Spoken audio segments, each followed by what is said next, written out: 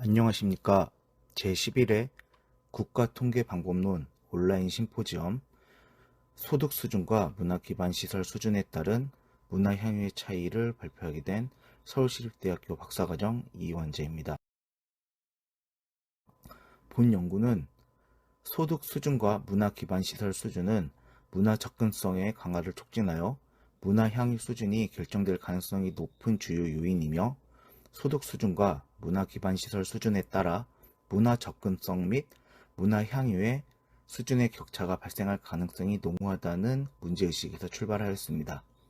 또한 다양한 관점의 연구를 통해 문화 향유 수준의 격차를 중심으로 완화 또는 보완할 수 있는 정책적 논의가 이루어져야 된다는 문제의식에서도 출발하였고, 하지만 현재 연구들이 진행되는 것을 보면 소득 수준 및 문화 기반 시설 수준과 문화 향유의 관계에 대한 연구는 미미한 실정이라는 현실의 문제성도 있습니다.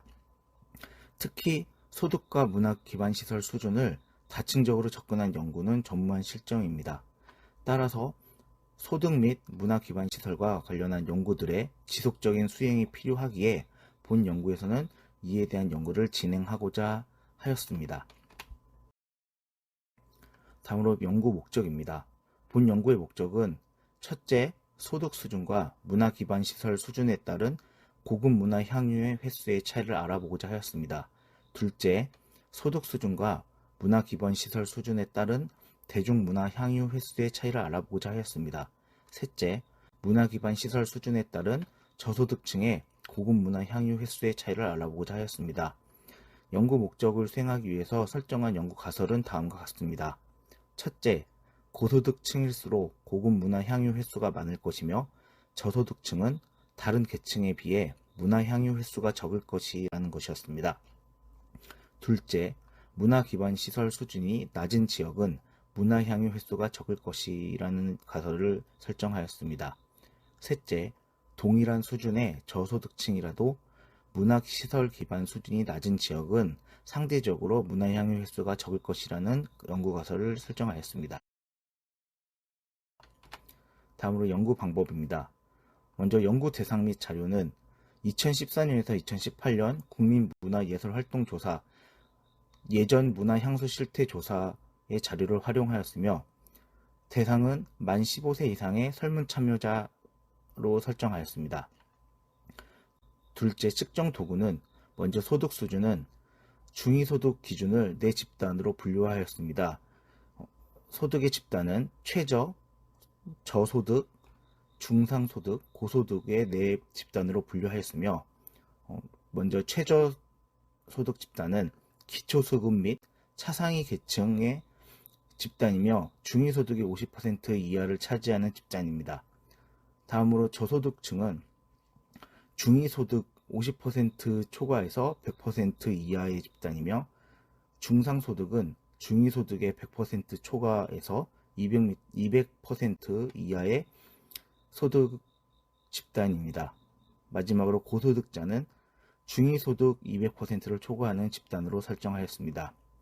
문화기반시설 수준은 10만 명당 문화기반시설 수의 지표를 나타내는 것이며 통계청의 자료를 활용하였습니다. 문화향유 횟수는 고급 문화와 대중문화의 지난 1년간 해당 공연 또는 콘서트를 관람한 횟수이며 고급 문화는 서양 음악과 뮤지컬로 설정하였고 대중문화는 영어와 대중음악으로 설정하였습니다. 다음으로 분석 방법입니다. 본 연구에서는 스테이타 16.1을 사용하여 다층 모형 포화성 회귀 분석을 실시하였습니다. 다층 모형 포화성 회귀 분석을 활용해서 먼저 소득 및 문화 기반 시설 수준 간 고급 문화 향유 횟수의 차이를 알아보았고 다음으로 소득 및 문화 기반 시설 수준 간 대중 문화 향유 횟수의 차이를 알아보았습니다. 그리고 마지막으로 문화 기반 시설 수준별 저소득층의 고급 문화 향유 횟수의 차이를 알아보았습니다. 다음으로 연구 결과입니다. 먼저 첫째, 소득 및 문화 기반 시설 수준 고급 문화 향유 횟수의 차이를 알아본 결과 먼저 2014년에서 2018년으로 시간이 흐르면서 서양 음악 관람 횟수의 격차가 심해졌으며 소득 간 불균형이 심화되었습니다. 다음으로 2014년에서 2018년으로 시간이 흐르면서 뮤지컬 관람 횟수의 격차도 심해졌으며 소득 간의 불균형은 심화되었습니다. 둘째, 소득 및 문화 기반 시설 수 수준에 따른 대중문화 향유 횟수의 차이를 알아본 결과, 먼저 2014년의 경우 저소득층의 영화 관람 횟수가 고소득층보다 많았으나 2016년과 2018년에 고소득층의 영화 관람 횟수가 저소득층의 영화 관람 횟수를 역전하는 현상이 나타났습니다. 그리고 2014년과 2016년에는 저소득층의 대중음악 관람 횟수가 고소득층보다 많았으나 2018년에는 고소득층의 대중음악 관람 횟수가 저소득층의 대중음악 관람 횟수를 역전하였습니다. 셋째, 문화 기반 시설 수 수준에 따른 저소득층의 고급 문화 향유 횟수의 차이를 알아본 결과, 첫째, 2014년의 경우 서양 음악의 관람 횟수가 문화 기반 시설 수 수준에 비례하는 경향이 높았으나 2016년에서 2018년으로 시간이 흐름에 따라 비례성은 낮아졌으며 전남과 경남과 같은 도 단위의 지방의 경우 서양 음악 관람 횟수가 현저하게 감소하는 경향이 나타났습니다. 다음으로 뮤지컬 관람 횟수의 경우에 2014년에 강원도를 제외하고는 모든 지역이 문화 기반 시설 수준과 상관없이 절대적 또는 상대적으로 관람 횟수가 서울보다 낮은 수준으로 나타나는 경향이 보이고 있었습니다. 마지막으로 결론입니다.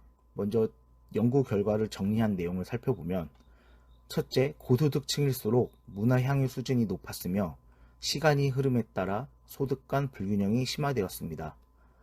둘째, 문화 기반 시설 수준에 있어서 반드시 일관적인 경향이 나타나는 것은 아니었으나 대체로 문화 기반 시설 수준이 높은 지역일수록 문화 향유 횟수가 높았으며 낮은 수준의 지역은 문화 향유 횟수가 적게 나타났습니다. 셋째, 저소득층의 경우 문화 기반 시설 수준이 낮은 지역일수록 문화 향유 수준이 낮았으며 도 단위의 지방이 그 수준이 현저하게 낮게 나타나고 서울의 저소득층이 타 지역의 저소득층에 비해 상대적으로 높은 문화 향유 수준을 보이고 있었습니다. 본 연구의 결과를 토대로 나타나는 시사점은, 첫째, 저소득층이 타 집단에 비해 현저하게 낮은 수준의 문화 향유 횟수를 보이고 있으며 정부의 통합문화 이용권 사업이 소득별 계층 간 문화 향유 격차 보완성이 낮은 수준임을 확인하는 동시에 통합문화 이용권 사업의 실질적인 효과에 대한 재논의의 필요성을 시사하였습니다. 둘째, 통합문화 이용권 사업 외에 다른 방법을 활용한 저소득층 문화 향유 기회 제공 방법을 검토할 필요성이 있다는 시사점을 나타냈습니다. 이 부분에 있어서 광역단체 또는 자치구 차원에서 비대면 공연 송출권을 계약하는 것을 고려하고 또한 디지털 기기 지원과 같은 정책들을 병행해서 저소득층의 문화 향유 기회를 확대를 해서 제공하는 방법을 고려해 봐야 된다는 것을 알 수 있습니다. 또한 시립교향악단이나 무용단, 문화재단 등을 활용해서 저소득층의 문화예술 교육 및 활동 사업의 수준을 확대해서 시행할 필요성이 있습니다. 또한 민간 기업의 사회공헌 사업과 연계해서 공공과 민간의 거버넌스 구축을 통한 저소득층의 문화 향유 기회를 확대해서 제공할 필요성도 있습니다.